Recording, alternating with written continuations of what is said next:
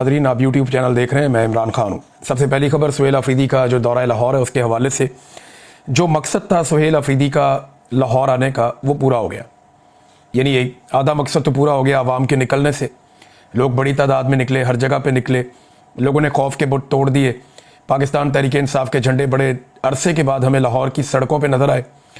और लोगों के निकलने के अलावा यानी सुहेल अफरीदी का ये था कि जो एक जमूत पैदा किया गया है पंजाब के अंदर, ख़ास तौर पे लाहौर में दारुल हुकूमत में, जो मरीम नवाज़ की एक ख्वाहिश है, आसिम मुनीर साहब की एक ख्वाहिश है कि पीटीआई को बिल्कुल कुचल के रख दिया जाए, किसी किस्म की कोई एक्टिविटी ना हो, वो जमूत तोड़ा है। ऐसा अगर कुछ गंडापुर साहब कर पाते तो बहुत बेहतर होता, लेकिन गंडापुर साहब लाहौर नहीं आए, बल्कि जब आए तो एक फार्म हाउस पे आए और वहाँ से वापस चले गए। तो उन्होंने वो मौका ज़ाया किया जो उन्हें अल्लाह रब्बुल इज़्ज़त ने दिया था और इमरान खान साहब ने दिया था। लेकिन सुहेल अफरीदी ने लाहौर आने का एक बेहतरीन फ़ैसला किया और फिर लाहौर आने के बाद वो चुप करके बैठे नहीं। उन्होंने एक एक दिन में एक दर्जन से ज़्यादा जगहों के विज़िट किए, लोगों के घरों में गए, कारकुनों को मोटिवेट किया, सड़कों पे, गलियों में, हर जगह पे वो कारकुनों को मिले। वो जिस इलाके में जाते रहे वहाँ पे इलाका बंद होता रहा। पुलिस को जैसी इतला मिलती पुलिस की दौड़ें लग जाती, फौरी तौर पे पुलिस आगे बढ़ती, ये इलाका बंद करो, वो इलाका बंद करो, कारकुनों का रास्ता रोको, लोगों को गिरफ्तार करो। बहुत सारे लोगों पे मुकदमा दर्ज हुए, बहुत सारे लोग गिरफ्तार हो गए, बहुत सारे लोगों के घरों पे छापे पड़े। काफ़ी बर्बरियत के बावजूद सुहेल अफरीदी जो करने आए थे वो करने में कामयाब हो गए। अब जो मनाज़िर हम देख रहे हैं कुल मिलाकर ये एक कामयाबी की दास्तान है। तो आधा काम तो पाकिस्तान तहरीक इंसाफ के जो वर्कर्स हैं या जो लाहौर के शहरी हैं उन्होंने कर दिया। वो निकले, बड़ी तादाद में निकले और निकलने के बाद उन्होंने अपने होने का सबूत दिया। उन्होंने बताया कि आज भी इमरान खान साहब लाहौर की सबसे मकबूल सियासी शख्सियत है। वो जिसे भी नामजद करेंगे वो बड़े आराम से यहाँ पे कौमी असम्बली हो, सूबाई असम्बली हो या कोई भी इलेक्शन हो, वो जीत जाएगा फॉर्म 45 के मुताबिक। अब फॉर्म 47 जो है वो एक नया तरीका वारदात निकाला हुआ है एस्टेब्लिशमेंट ने और इलेक्शन कमीशन ने मिलकर, ये चोरों डाकुओं के साथ। तो वो फिर फॉर्म 47 जारी कर देते हैं। लेकिन जब भी कभी फॉर्म 45 के मुताबिक यानी रियल इलेक्शन होगा पाकिस्तान में तो वो पाकिस्तान तहरीक इंसाफ ही जीतेगी, ये दिखाई दे रहा है। अब लाहौर में शरीफों ने सबसे ज़्यादा पैसा लगाना होता है, सबसे ज़्यादा वसाइल यहाँ पे खर्च करने होते हैं, सबसे ज़्यादा ओहदे यहाँ पे बांटने होते हैं, सबसे ज़्यादा तवज्जो यहाँ पे देनी होती है। लेकिन इतना कुछ करने के बावजूद आज शरीफों का नाम लेने वाला कोई नहीं। यानी अभी तक नवाज शरीफ नहीं निकल सकता लाहौर में, मरीम नवाज ऐसे निकल कर आवाम में लाहौर में नहीं जा सकती। सुहेल अफरीदी खैबर पख्तूनख्वा से चलता है। कुछ अर्सा पहले तक खैबर पख्तूनख्वा में भी कोई नहीं जानता था, किसी को नहीं पता था कि सुहेल अफरीदी कौन है। वो एक नॉर्मल एमपीए था, फिर वो मिनिस्टर बना और इमरान खान साहब ने उसको वज़ीर आला बना दिया। अब जब वो वज़ीर आला बना तो पंजाब के लोग तो उसको नहीं जानते। पंजाब के लोगों को तो पता भी नहीं है कि सुहेल अफरीदी कौन है, इसका कबीला क्या है, इसका हसब नस्ब क्या है, कुछ भी नहीं पता। लेकिन पंजाब के लोग ये जानते हैं कि ये इमरान खान का नामजद करदा आदमी है। इमरान खान जिसको भी नामजद करेगा वो जब भी पंजाब में आएगा, लाहौर में आएगा, लोग ऐसे ही इज्जत करेंगे। तो आधा काम जो है वो तो लोगों ने कर दिया और बाकी का आधा काम टिकटॉकरों ने कर दिया। ये ज़हनी मरीज है टिकटॉकर सारे पंजाब के अंदर जो हैं। ये चंद सहेलियों को इकट्ठा करके इनकी हुकूमत बना दी गई है और एक जाली सरकार बना दी गई है। नवाज शरीफ और आसिम मुनीर साहब का गठजोड़ है, उसके नतीजे में नवाज शरीफ की बेटी आकर वज़ीर आला बन गई। मैंडेट भी नहीं था इसके पास, फिर भी लाके इसको वज़ीर आला बना दिया। ये अपनी सीट भी महर शराफत से हार गई थी, इसके बावजूद ये वज़ीर आला पंजाब बना दी गई। बन तो नहीं सकती कभी भी। यानी ये औरत अगर कोई 50 दफ़ा भी इलेक्शन लड़े तो ये वज़ीर आला नहीं बन सकती पंजाब की। उसकी वजह यह है कि अब मैंडेट इनके पास आना ही नहीं है। जो गंद इन्होंने मार दिया ना पाकिस्तान की और पंजाब की आवाम के साथ, जो जुल्म और ज्यादती कर दिया, ना कभी इनको किसान वोट देगा, ना कभी मजदूर वोट देगा, ना कोई मेहनत कश इन्हें वोट देगा, ना कोई तालिब इल्म इन्हें वोट देगा, ना कोई उस्ताद इन्हें वोट देगा, ना कोई बेचारा सरकारी मुलाजिम इन्हें वोट देगा। इन्हें वोट अब कोई नहीं देता। जो कुछ इन्होंने पंजाब की आवाम के साथ कर दिया है, और गरीब तो वैसे ही इन्होंने कुचल दिया है, तो वोटों वाली तरफ से तो इनको ना है। हाँ, जब तक इनको कोई फील्ड मार्शल इनका वाकफ बन जाए, कोई आर्मी चीफ इनका वाकफ बन जाए, कोई बूट शूट इनको मिल जाए पॉलिश करने के लिए, और उस पॉलिश के नतीजे में ये हुकूमत में आ जाए तो वो एक अलग बात है। बहरहाल आधा काम आवाम ने कर दिया, आधा काम पंजाब की हुकूमत ने कर दिया और काम पूरा हो गया। जो काम करने के लिए सुहेल अफरीदी आए थे, और सुहेल अफरीदी को भी शाबाश मिलनी चाहिए कि इमरान खान साहब ने एक ठीक आदमी को चुना और जिस आदमी को वो लेकर आए उसने कम से कम पंजाब को एक मरतबा झंझोड़ा है। अब देखना यह है कि पंजाब की जो सियासी क़यादत है, यहाँ के MNAs, MPAs, यहाँ के टिकट होल्डर्स, ये सारे लोग अब किस तरह इस सारे मामले को कैश करते हैं, ये जो एक थोड़ी सी तहरीक पैदा हुई है, इस तहरीक को बड़ी तहरीक में कन्वर्ट कैसे करते हैं, ये आने वाले दिनों में पता चलेगा। अच्छा नादरीन, उमर चीमा के घर जाने की कोशिश की सुहेल अफरीदी ने, ये बताया सलमान अकरम राजा साहब ने कि जनाब सुहेल अफरीदी साहब को जाना था उमर चीमा साहब के घर, लेकिन क्योंकि उमर चीमा साहब का घर जो है वो छावनी में है, कंटोनमेंट में, तो कंटोनमेंट में जनाब उन्हें रोक दिया गया, उन्हें नहीं जाने दिया गया। तो अब वो कह रहे हैं जी हम आज दोबारा जाने की कोशिश करेंगे, लेकिन कल उन्होंने जाना चाहा तो छावनी के अंदर घर है कंटोनमेंट में, तो कंटोनमेंट को पाकिस्तान से बाहर तो नहीं है ना, वजीर आला कंटोनमेंट में क्यों नहीं जा सकता, कंटोनमेंट किसी के बाप की जागीर तो नहीं है, कंटोनमेंट जो है वो एक छावनी का इलाका है लेकिन पाकिस्तान का हिस्सा है। अब वो कोई भारत में थोड़ी है जहां पे वीजा लेकर जाना पड़ेगा, तो वजीर आला को वहां पे जाना चाहिए। वो कह रहे हैं जी आज के दिन में दोबारा कोशिश करेंगे और बदसलूकी की तवक्को की जा सकती है कि हमारे साथ बदसलूकी भी की जाए। वैसे एस्टेब्लिशमेंट को होश के नाखून लेने चाहिए, ऐसी घटिया हरकतें नहीं करनी चाहिए कि अवाम जो है वो कंटोनमेंट में दाखिल ना हो या अवामी वजीर आला जो है वो कंटोनमेंट में दाखिल ना हो। जब कंटोनमेंट के लोग पूरे पाकिस्तान में फिर सकते हैं तो पाकिस्तानी जो है वो कंटोनमेंट में क्यों नहीं जा सकते? ये क्या बकवास है? इंडिया कंटोनमेंट खत्म कर रहा है और पाकिस्तान के अंदर जनाब कंटोनमेंट के अंदर अवामी वजीर आला नहीं जा सकता, ये हालात पैदा कर दिए। वो सुहेल अफरीदी फूड स्ट्रीट गए कि जनाब फूड स्ट्रीट में जाऊंगा, वहां जाके खाना खाना था रात का, और इस बात का बड़ा खदशा था क्योंकि अंदरून शहर में बहुत ताकत है पाकिस्तान तरीके इंसाफ की, तो लोगों ने बहुत रश लगा दिया जहां जहां से वो गुजरे।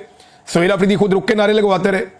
अब जब वो फूड स्ट्रीट गए तो उनके जाने से पहले फूड स्ट्रीट की लाइटें बंद करके पूरी फूड स्ट्रीट ही बंद करवा दी। अंदाजा करें ये निज़ाम कितना डरा हुआ है।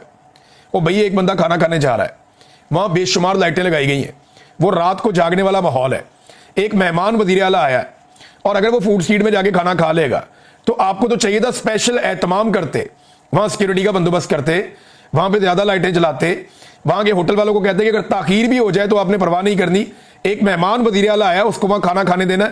इन्होंने क्या किया, इन्होंने लाइटें बंद करवा दी, फूड स्ट्रीट ही बंद हो गई।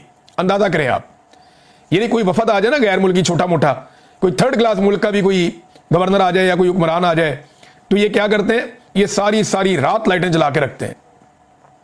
ये जनाब शाही किला आधी रात को खोल देते हैं, ये हजूरी बाग के अंदर बड़े बड़े प्रोग्राम करवाते हैं। लेकिन एक सूबे का वजीर आला आया और वो अवामी मुंतखब नुमाइंदा है, वहां गुडविल जेस्चर देने की बजाय फूड स्ट्रीट की लाइटें बंद कर दी। ये तो अच्छा, मैं वैसे ये देख रहा हूं कि मरियम नवाज ने कोशिश करनी है नवाज शरीफ का रिकॉर्ड तोड़ने की, लेकिन नवाज शरीफ का रिकॉर्ड इतना आसान नहीं है तोड़ना। जुल्म, बर्बरियत, 2 नंबरी, फ्रॉड और बूट पॉलिश में नवाज शरीफ साहब ने जो मुकाम हासिल किया है, ये बहुत मुश्किल है कि कोई और ज़हनी मरीज वो मुकाम हासिल कर सके। अब मेरे पास एक बड़ी मजेदार खबर है, बहुत ही जबरदस्त खबर है। मैं आपको 1-2 दिन में खबर में छोड़ कर रहा हूं, मैं आपको खबर दूंगा टिकटॉकर आला के हवाले से। बड़ी कमाल खबर है, आप बहुत एंजॉय करेंगे। सिर्फ मुझे 2 दिन और दे दें, मैं इस खबर को जरा थोड़ा सा और पॉलिश कर लूं, जरा 1-2 सोर्सेज और चेक कर लूं, आपको बड़ी इंटरेस्टिंग खबर दूंगा इनके हवाले से, और ऐसी खबर दूंगा कि ये खुद भी सर पकड़ के बैठ जाएंगे कि ये खबर बाहर कैसे निकली। जिले शाह के घर जाना था, नईम हैदर पंजूसा साहब ने कहा था कि ये जिले शाह के घर जाएंगे, और मुझे लगा कि शायद आज कल दिन में ये गए भी हैं, लेकिन वो पता चला कि जिले शाह की फैमिली वो शहर से बाहर कहीं और शिफ्ट कर दिया, और ये पंजाब हुकूमत ने किया, ये उन्होंने इल्जाम लगाया। अभी कुछ एक्टिविटीज और हैं जो सुहेल अफरीदी ने आज के दिन में लाहौर में करनी है, देखते हैं कि और कितना ज्यादा मोमेंटम वो बनाते हैं। लेकिन इसको एक कामयाब दौरा ही कहा जाएगा। किसी भी सियासी शख्सियत को ऐसा दौरा मिल जाए जहां पे रुकावटें भी हों, तंग भी किया जाए, गिरफ्तारियां भी हों। अब 11-12 बंदे तो वो गिरफ्तार हो गए हैं जो उनके साथ वफद के साथ साथ जा रहे थे, 11 बंदे बताया जा रहा है कि वो गिरफ्तार हो गए, और लाहौर में तो बेशुमार गिरफ्तारियां हमेशा होती रहती हैं, मजीद गिरफ्तारियां भी की गई हैं, तो ये बड़ा एक माहौल बना हुआ है। अब नाज़रीन, मुझे एक बात समझ आ गई इस सारे एपिसोड से कि पाकिस्तान की जो मिलिट्री एस्टेब्लिशमेंट है या जो फौजी क़यादत है, वो हमेशा से तलबा तंजीमों के खिलाफ क्यों रही है। मुझे माजी में समझ नहीं आता था, मुझे लगता था शायद ये सोचते हैं कि तलबा तंजीमों की वजह से कोई दहशतगर्दी हो जाती है, कोई लड़ाई झगड़ा हो जाता है, कोई तालिब इल्म अपनी एजुकेशन से दूर चले जाते हैं। भाई अगर तालिब इल्मों को आपने सियासत से दूर रखना है तो आप पॉलिटिकल साइंस का मजमून ही खत्म कर दें, आप माशरत उलूम खत्म कर दें। भाई सियासत तो वो अपने निसाब के अंदर पढ़ते हैं, तो फिर ये कैसे हो सकता है कि आप उन्हें सियासत से मुकम्मल तौर पर दूर रखें। सियासत से उनका आईनी हक है, ये आइन के अंदर लिखा है, कानूनी हक है उनका। तो मुझे अब समझ आई कि पाकिस्तान की मिलिट्री एस्टेब्लिशमेंट या पाकिस्तान के जर्नैल वो हमेशा से क्यों इस बात के खिलाफ हैं कि स्टूडेंट पॉलिटिक्स का हिस्सा ना बने, या जो स्टूडेंट तंजीमें हैं जैसे MSF है, PSF है, अभी ISF बहुत तगड़ी है, इंसाफ स्टूडेंट फेडरेशन, ये हमेशा से क्यों सोचते थे या क्यों ये कोशिश करते थे कि कॉलेजेस में और यूनिवर्सिटीज के अंदर तलबा तंजीमें काम ना करें।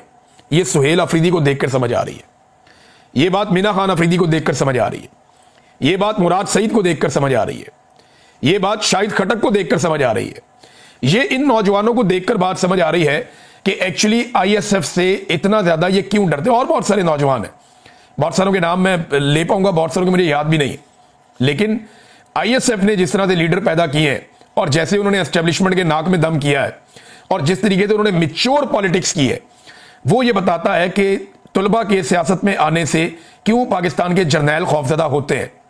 लिहाजा अब पूरा फोकस करना चाहिए इस बात के ऊपर तमाम पॉलिटिकल पार्टीज को, नवाज शरीफ को भी, जरदारी को भी और बाकी पॉलिटिकल पार्टीज को भी। पीटीआई तो कर ही रही है, सबको इस बात के ऊपर फोकस करना चाहिए कि जितना मैक्सिमम हो सके नौजवानों को कॉलेजेस में, यूनिवर्सिटीज में पॉलिटिक्स के अंदर इन्वॉल्व किया जाए, क्योंकि स्टूडेंट जब पॉलिटिक्स को समझेगा, जब वो उसके अंदर आएगा, तो जब वो अमली सियासत में आएगा तो वो बहुत मिच्योर पॉलिटिकल लीडर बन के आएगा। सबने तो सियासत में नहीं जाना होता, सैकड़ों में एक होता है जो प्रॉपर सियासत के अंदर आता है। लिहाजा ये सब पॉलिटिकल पार्टीज को करना चाहिए और ये तालिब इल्म ही होंगे जो पाकिस्तान के अंदर से आमरीयत को दफन करेंगे, अगर कोई दफन करना चाहे तो। वरना मैं यहां पे आज वो बाप बेटे के स्टेटमेंट सुन रहा था जरदारियों के, ये बड़ा जरदारी, छोटा जरदारी, आसिफ जरदारी और बिलावल जरदारी, में दोनों के स्टेटमेंट सुन रहा था और मैं हैरान हो गया इनके स्टेटमेंट सुन के। ये बेनज़ीर भुट्टो साहिबा की बरसी के स्टेटमेंट्स हैं और जो इन्होंने तारीफें की हैं फील्ड मार्शल की, मैं आपको थोड़ी सी बताता हूं। ये तारीफें सुन के तो मैं तो हैरान हो गया। यानी एक जनाब जरदारी साहब, हमारा फील्ड मार्शल नाकों चने चबवा देगा। फिर बिलावल, फील्ड मार्शल का नाम सुनते ही मोदी छुप जाता है, गायब हो जाता है। फिर बिलावल ने कहा जिन तैयारों से भारतीय तैयारी गिराए वो जरदारी ने मंगवाए थे। वो कब मंगवाए थे भाई, किसी को पता ही नहीं है इस बारे में। और जरदारी साहब ने जो तारीफें की, जमीन आसमान के कलाबे मिला दिए फील्ड मार्शल की तारीफों में। ट्रंप भी हमारे फील्ड मार्शल का नाम लेता है। अच्छा, बरसी बेनज़ीर की है, बेनज़ीर की बरसी है और एक डिक्टेटर पे इल्जाम है कि उसने बेनज़ीर को कत्ल करवाया था और एक दूसरे डिक्टेटर नुमा शख्स की कहते तारीफें कर रहे हैं।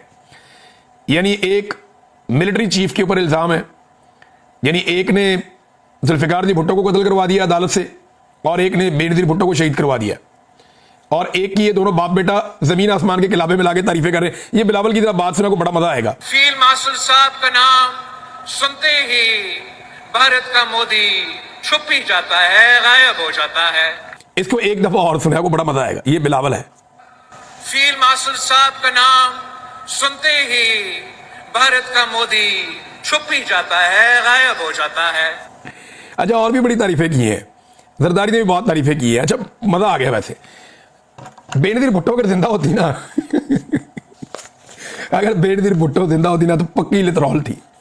मैं अच्छी तरह बेनज़ीर भुट्टो साहिबा का, उनका जो सियासी कद था, उनकी जो सियासी समझ थी, वो बहुत एंटी एस्टेब्लिशमेंट किस्म की खातून थी। उन्होंने कोशिश की अपनी लाइफ में कि जितना हो सके फौज को सियासत से दूर करें और फौज को या जर्नैलों को उनकी हदूद के अंदर रखा जाए। अगर बेनज़ीर को पता होता कि उनका बेटा इतने अच्छे जूते पॉलिश करेगा, इतने अच्छे जूते पॉलिश करेगा, तो वो एक वसीयत लिख कर जाती है। एक तो इन्होंने ये वसीयत लाकर सामने रख दी थी ना कि बिलावल जनाब वो शरीक चेयरमैन है और जरदारी भी चेयरमैन है, वो वसीयत बना के उन्होंने गेम डाल दी थी। बेनज़ीर वाकई एक वसीयत लिख कर जाती और उसमें लिख कर जाती कि कुछ हो जाए बिलावल को सियासत में नहीं लाना, वरना ये हमारा नाम डुबो देगा। यानी मैं हैरान हो रहा हूं कि बेनज़ीर की बरसी है और तारीफें किसकी हो रही हैं, फील्ड मार्शल आसिफ मुनीर की। अच्छा, ये खुशामद कर रहे हैं, लेकिन खुशामद ही है ना, और क्या है। यानी कभी ये खाते डाल देते हैं नवाज शरीफ की उसने जंग जीती है, कभी शहबाज शरीफ की उसने जंग जीती है, कभी ये खाते डाल देते हैं जरदारी के उसने जंग जीती है। नहीं, जरदारी ने ये भी कहानी सुना दी कि मेरे पास एक बंदा आया, मेरा मिलिट्री सेक्रेटरी, उसने कहा जी आप बंकर में घुस जाएं, जंग शुरू हो गई है। तो मैंने कहा जी लीडर जो है ना वो मैदान जंग में मरते हैं, बंकर में नहीं मरते। तो जरदारी साहब कौन से मैदान जंग में आप गए थे? और जितने दिन जंग लगी रही है ना आपका कोई स्टेटमेंट, ना नवाज शरीफ का कोई स्टेटमेंट, ना शहबाज शरीफ का कोई स्टेटमेंट, ना टिकटॉकर आला का कोई स्टेटमेंट, तुसी तो सारे गायब हो गए सी। ये सच्ची बात है, आप वो दिन निकाल कर देखें, अखबारात निकाल कर आप पढ़ें, आपको पता चलेगा ये तो सारे गायब हो गए थे। इनके तो स्टेटमेंट भी कोई और जारी करते थे, इनके तो कोई वीडियो बयान भी सामने नहीं आ रहा था। ये तो ना इनका ट्विटर हिल रहा था, ना इनकी कोई वीडियो बयान सामने आ रहा था, ये तो सारे मंजर से ही गायब हो गए थे। जिस वक्त इंडिया और पाकिस्तान की लड़ाई चल रही थी ये तो दिखाई भी नहीं दे रहे थे। और वो कभी फील्ड मार्शल के खाते डाल देते हैं सारी जंग। यानी उन्होंने 1 इंच जमीन फतह नहीं की आसिम मुनीर साहब ने। लेकिन आसिम मुनीर साहब के जिम्मे एयरफोर्स नहीं थी, air force joint chief of staff के अंडर थी, आसिम मुनीर साहब के अंडर नहीं थी। जंग एयरफोर्स ने जीती है, बड़ी फौज ने जंग नहीं जीती। आसिम मुनीर साहब बड़ी फौज के सरबराह थे। अगर इन्होंने कोई 1 इंच या कोई 1 चौकी फतह की है तो वो दिखाएं ना मीडिया को। वैसे तो मीडिया पे बहुत सारे लोगों ने कहा कि 400 चौकियां फतह हो गई, 600 इधर फतह हो गई, हमने ये भी ले लिया वो भी ले लिया, उस सुबह पता चला कुछ भी नहीं लिया। तो कभी आसिम मुनीर के खाते में डाल देते हैं। वो जो एयरफोर्स थी ना जिन्होंने ये कारनामा किया था, उनको फिर छुट्टी पे ही भेज दें। उनका बेचारों का तस्करा ही कोई नहीं करता जिन्होंने लड़ाई लड़ी है, जिन्होंने तैयारे गिराए हैं, जिन्होंने बेचारों ने कुर्बानी देकर जाके वहां लड़ाई लड़ी है, उनका नाम ही कोई नहीं लेता। और जिन्होंने कुछ नहीं किया, कभी एक अपने खाते डालता है, दूसरा अपने खाते डालता है, तीसरा अपने खाते डालता है। मुझे तो हैरत होती है। और जिस किस्म के बूट पॉलिश मुकाबला चल रहा है, देखें PMLN ये साबित करना चाहती है कि आसिम मुनीर साहब हमारी पार्टी के लीडर हैं और हमारी पार्टी के बड़े हैं। पीपल्स पार्टी ये साबित करना चाहती